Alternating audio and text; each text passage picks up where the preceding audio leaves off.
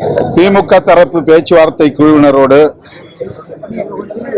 தொகுதிகளை அடையாளம் காணும் கலந்தாய்வை மேற்கொண்டோம். இன்னும் இறுதி செய்யவில்லை. நாளை காலை மீண்டும் இதே குழுவினரை சந்தித்து பேச இருக்கிறோம். நாளை இறுதி செய்யப்படும். கூட்டணியின் தலைவர், திராவிட முன்னேற்ற கழகத்தின் தலைவர் மாண்புமிகு முதல்வர் அவர்கள் கூட்டணி கட்சிகளுக்கு என்னென்ன தொகுதிகள் ஒதுக்கீடு செய்யப்பட்டிருக்கின்றன என்பதை அதிகாரப்பூர்வமாக அறிவிப்பார். அதன் பின்னர் வேட்பாளர்கள் அறிவிக்கப்படுவார்கள்.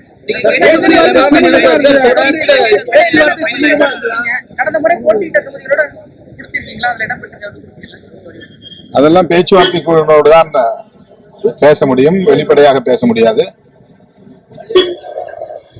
நாங்கள் கேட்ட தொகுதிகளையும் அவர்கள் தர முன்வந்திருக்கிறார்கள். இன்னும் ஒரு சில தொகுதிகள் இறுதி செய்ய வேண்டிய நிலையில் உள்ளது. ஆகவே நாளை அனைத்து தொகுதிகளையும் அடையாளம் கண்டு கையொப்பமிடுவோம். இது ஒண்ணு இழுபறியெல்லாம் இல்ல. 12 கிட்டத்தட்ட 20 கட்சிகள் மேல ஒவ்வொருத்தரும் ஒரு தொகுதியை கேட்பாங்க. அப்போ அந்த கட்சிகளுக்கு உரிய பதிலை தர வேண்டியது திமுகவுடைய கடமை. ஆகவே பொறுமையாக நிதானமாக பேச்சுவார்த்தை போய்கொண்டிருக்கிறது.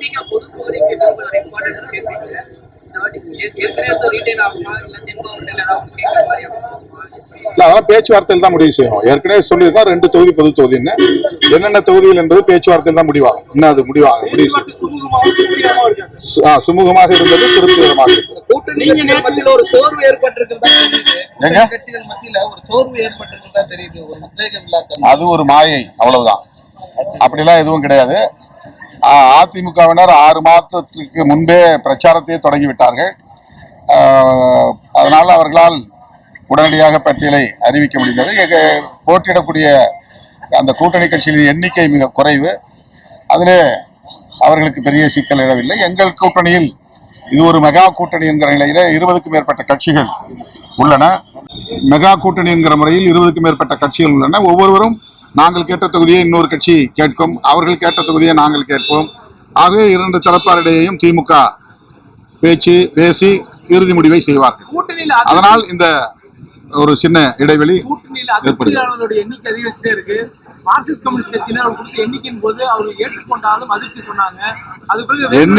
எண்ணிக்கை பேச்சுவார்த்தை நிறைவடைந்து விட்டது. இனி அதை பற்றி பேச தேவையில்லை. அது உங்களுக்கு இருக்கிற அதிருப்தி. கூட்டணி கட்சிகளுக்கு இல்ல, அது என்னுடைய ஆசை. அதாவது எங்க கூட்டணியில அவர் ஒரு முக்கியமான ஒரு பங்கேற்பாளர் அல்லது பங்குதாரர். அவர் 4% வாக்கு வங்கி உடைய ஒரு அரசியல் கட்சியின் தலைவர். அவர் மனமு வந்து எங்களோடு களத்தில் நிற்க வேண்டும் என்பது என்னுடைய தனிப்பட்ட கருத்து. அவர் பெருந்தன்மையாக முதல்வரை சந்தித்து நாங்கள் ஆதரவு தெரிவிக்கிறோம், உங்களுக்கு பிரச்சாரம் செய்கிறோம் என்று சொன்னது உண்மை. அதையும் நான் வரவேற்று பாராட்டி இருக்கிறேன். அதே நேரத்தில் ஒரு கட்சி தேர்தல் ஆணையத்தில் பதிவு செய்த பின்னர் தொடர்ந்து 6 ஆண்டுகள் தேர்தலில் அவர்கள் நிற்காமல் போனால் அந்த பதிவை தேர்தல் ஆணையம் ரத்து செய்துவிடும். ஆகவே பதிவு பெற்ற ஒரு அரசியல் கட்சி ஒவ்வொரு தேர்தலிலும் பங்கேற்க வேண்டும் என்பது தேர்தல் ஆணையத்தின் விதிமுறை. இந்த சூழலில் எனக்கு தோன்றிய கருத்தை வெளிப்படையாக மாண்புமிகு முதல்வருக்கு தோழமையோடு ஒரு வேண்டுகோளாக வைத்தேன், அவ்வளவுதான். அது மக்கள் நீதி மையத்தின் கோரிக்கையும் அல்ல, அல்லது திமுக தரப்பில் அவர்களுக்கு தரக்கூடாது என்கிற அடிப்படையிலும் செய்ததாக நாங்கள் உணரவில்லை. தனிப்பட்ட முறையில் அவரும் எங்களோடு எத்தனை தொகுதி என்பது அது பேச்சுவார்த்தையில் முடிவு செய்யப்படும். அந்த அறிக்கையிலே அவர் சொல்லியிருந்தது எங்களுக்கான சின்னத்தில் நாங்கள் நிற்க இயலாத நிலை ஏற்பட்டிருக்கிறது. திமுக தரப்பில் சொல்லப்படுகிற கருத்து நியாயமானதுதான். அதை உணர்ந்து நாங்கள் தேர்தலில் போட்டியிடாமல் திமுக கூட்டணிக்கு ஆதரவு தெரிவிப்போம். சனாதன சக்திகள் இங்கே கொல்லைப்புற வழியாக உள்ளே நுழைய பார்க்கிறார்கள். அவர்களை தடுத்து நிறுத்துவது தமிழ்நாட்டுக்கு மட்டுமல்ல தேசத்திற்கே நல்லது என்கிற அடிப்படையில் அவர் ஒரு அறிக்கையை வெளியிட்டார். அந்த அறிக்கையை படித்த போது எனக்கு தோன்றிய கருத்தாக அதை நான் பதிவு செய்தேன். அவ்வளவுதான். கருத்துன்னு சொன்னாலும் சார், எண்ணிக்கையில உறுதி பண்ணது பிறகு, குறிப்பா தேமுதிக வரையிலும் இந்த எண்ணிக்கை உறுதி பண்ணது பிறகாக நிறைய இடதுசாரிகள் சமூக வலைதள பக்கங்கள்ல அவங்களுடைய ஆதங்களை வெளிப்படுத்தி வந்தாங்க. இது ஒரு நியாயமற்ற ஒதுக்கீடா இருக்குன்னு குற்றச்சாட்டு வைத்து வந்தாங்க. உங்களுடைய கருத்து, ஒரு அறத்தின் கருத்து, அவங்களுக்கு ஆதரவு தெரிவிக்கிறதா அவங்க எல்லாமே பதிவிட்டிருக்காங்க. நீங்க உங்க கருத்தை மட்டுமே சுருக்கிக்கிறீங்களா, இல்ல அரசின் கருத்தை வழிபடுறீங்களா? அரசின் கருத்துனா அறம் சார்ந்த கருத்தா? இடதுசாரிகள் அப்படின்னு நான் சொல்லும் போது எங்களையும் இணைத்து கொண்டுதான் நான் சொன்னேன். போன முறை ஆளுக்கு 6 தொகுதி, அதனால் 18 தொகுதி. இந்த முறை 3 கட்சிகளையும் சேர்த்து 18 தொகுதி என்கிற பொருளில் நான் சொன்னேன். என்னுடைய அறிக்கையில் கருத்தியல் வலிமை கொண்ட கட்சிகளை, குறிப்பாக இடதுசாரி சக்திகளை அரவணைப்பதில் கூடுதல் கவனம் செலுத்த வேண்டும் அல்லது முன்னுரிமை செலுத்த வேண்டும். இது கூட்டணியின் தலைமைக்குள்ள தவிர்க்க முடியாத ஒரு பொறுப்பு என்று என்னுடைய உணர்வை நான் வெளிப்படுத்தி இருந்தேன்.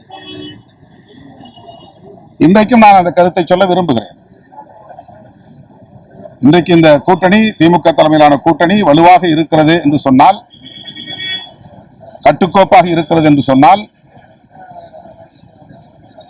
எதிரிகள் விரித்த வலையில் சிக்காமல் அவர்களின் சூது சூழ்ச்சிகளை முறியடித்து இது தொடர்கிறது என்று சொன்னால், அதில் இடதுசாரி கட்சிகளுக்கும் விடுதலை சிறுத்தைகளுக்கும் பெரிய பங்கு உண்டு. அந்த அடிப்படையில் தான் அதை நான் சொன்னேன். பொதுமக்கள் மத்தியிலே அல்லது கட்சி தோழர்களிடையே பல கருத்துக்கள், எதிரும் புதிருமான கருத்துக்கள், ஆதரவான எதிரான கருத்துக்கள் சமூக ஊடகங்களில் வரத்தான் செய்யும். ஆனால் இப்போது எல்லாம் நிறைவு செய்துவிட்டன. நாங்கள் மனமு வந்து கையொப்பம் போட்டுவிட்டோம். இனி எண்ணிக்கை பற்றி எந்த பிரச்சனையும் இல்லை. தொகுதிகளை அடையாளம் காண்பதிலும் வெற்றிகரமாக நாங்கள் முன்னோக்கி நகர்ந்து கொண்டிருக்கிறோம். பெரும்பாலான கட்சிகள் அடையாளம் கண்டு கையொப்பமிட்டு விட்டனர். இன்னும் ஓரிரு கட்சிகள் தான். நாங்கள் நாளை காலை, காங்கிரஸ் நாங்கள் நாளை முடிவு செய்வோம். நாளை மாலையோ அல்லது நாளை மறுநாளோ முதல்வர் அவர்கள் அதிகாரபூர்வமாக யார் யாருக்கு எந்தெந்த தொகுதியில் என்பதை அறிவிப்பார். நேற்று உங்க அறிக்கைக்கு பிறகு இன்று காலை மதிமுக அந்த சின்னம் தொடர்பாக ஒரு நெருக்கடி கொடுக்கிறத அவங்க அதிர்ச்சியா வெளிப்படுத்திருக்காங்க. அவங்க கேட்டுதானே ஒரு தொகுதியில் நாங்க நிற்கணும், அப்பதான் தேர்தல் ஆணையம் வந்து எங்கள் கட்சிக்கான பதவியை ரத்து செய்யாது என்று கேட்டுத்தான் அவர்கள் ஒரு தொகுதியிலே நிற்கிறார். அது ஏற்கனவே பேசியாச்சு. அதுல கருத்து சொல்ல ஒண்ணும் இல்லை. ஒன்னும் நெருடல்களே கிடையாது. பெரிய கூட்டணி என்பது மட்டும்தான் இதுல பிரச்சனை, வேற ஒண்ணும் கிடையாது. இடையில வந்து 2021 இருந்த கூட்டணி கட்சிகள் எண்ணிக்கையை விட இப்போது 9 கட்சிகள் கூடுதலாக சேர்ந்திருக்கின்றன. நீங்கள் ஒரு விஷயத்தை புரிந்து கொள்ள வேண்டும். நான் ஏற்கனவே சொன்ன கருத்து தான். புதிதாக ஒரு கட்சி தொடங்கப்பட்ட நிலையிலும் கூட ஆட்சியில் பங்கு, அதிகாரத்தில் பங்கு தர தயாராக இருக்கிறோம் என்று அறிவித்தும் கூட இந்த கட்சிகள் எல்லாம் திமுகவை நோக்கி வந்தனவே தவிர அந்த புதிய கட்சிக்கு துணை நிற்க யாரும் போகவில்லை, அல்லது ஒரு புதிய கூட்டணியை உருவாக்க யாரும் போகவில்லை, அல்லது அதிமுக அணிக்கு போக வேண்டும் என்று யாரும் விரும்பவில்லை. ஆகவே எங்கள் கூட்டணி மெகா கூட்டணி, கருத்தியல் சார்ந்த கூட்டணி, வெற்றிகரமான கூட்டணி, தமிழ்நாட்டு மக்களின் ஏகோபித்த ஆதரவோடு இந்த கூட்டணி மகத்தான வெற்றியை பெறும்.